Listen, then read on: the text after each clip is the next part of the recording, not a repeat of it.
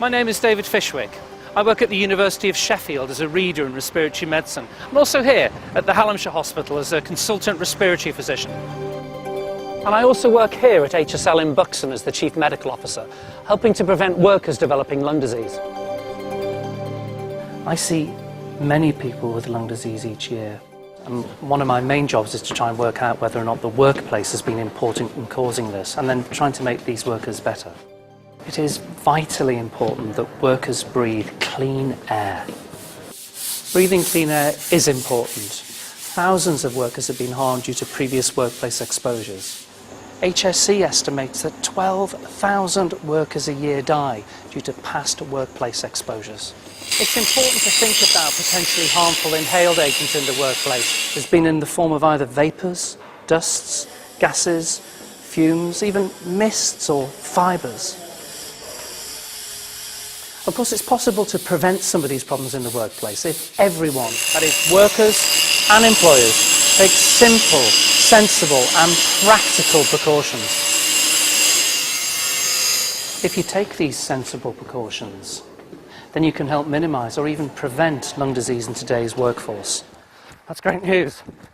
It's great fun and it's good for you to take part in exercise. It's not just your lungs that it can affect.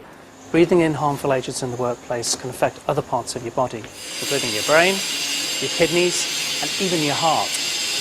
If you become unwell with breathing problems, you might become more reliant on medication.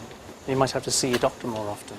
That, of course, can cause unnecessary suffering, not just for you, but also for your family.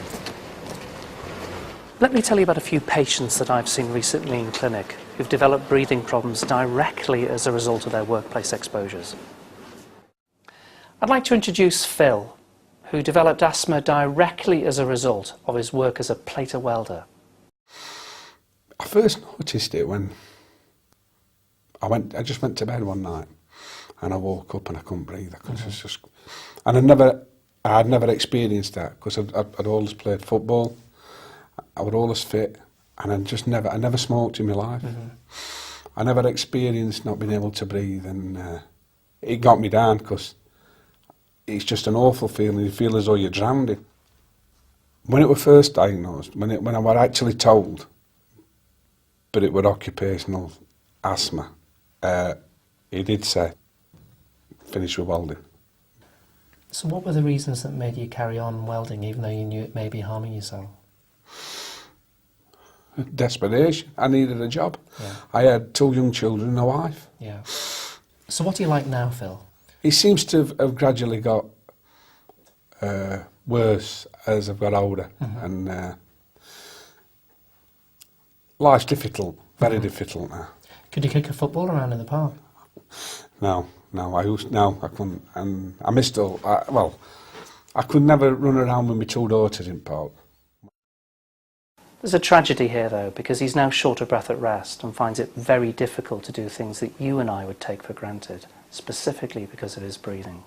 I want to talk now about a relatively young gentleman that I saw recently in clinic. He worked for his brother in a local takeaway restaurant, and he was required to use a lot of flour. And one night, very unfortunately, he was admitted to a local hospital with an acute asthma attack. Now, his asthma is well controlled now, he's not exposed to flour, but the tragedy for him is he's now unemployed and seeking work actively with a diagnosis of asthma, and I suspect that places him in a difficult position. I'd like also to talk about a teacher who I met about a year ago. This man was in his 50s and worked at a local college. He was exposed to lots of different substances, but mostly solder fume and wood dust. It was very clear when we got him into hospital and exposed him to wood dust, when his lung function took a major dive and recovered a few hours later, that he was very sensitive to the effects of wood dust.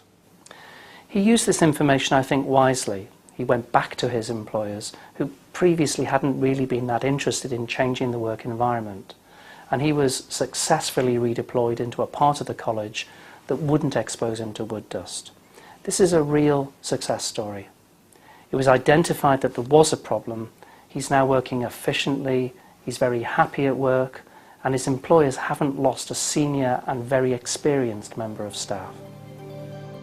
I hope you feel that this has been an important and useful message to help you look after the respiratory health and well-being of your workforce. Exposure in the workplace to harmful agents can be prevented by simple precautions at work. Please ensure that control measures in the workplace, such as local extraction ventilation and respirators, are of the correct type. Please also ensure that they are maintained well and that they work efficiently and effectively to provide the worker with maximum protection.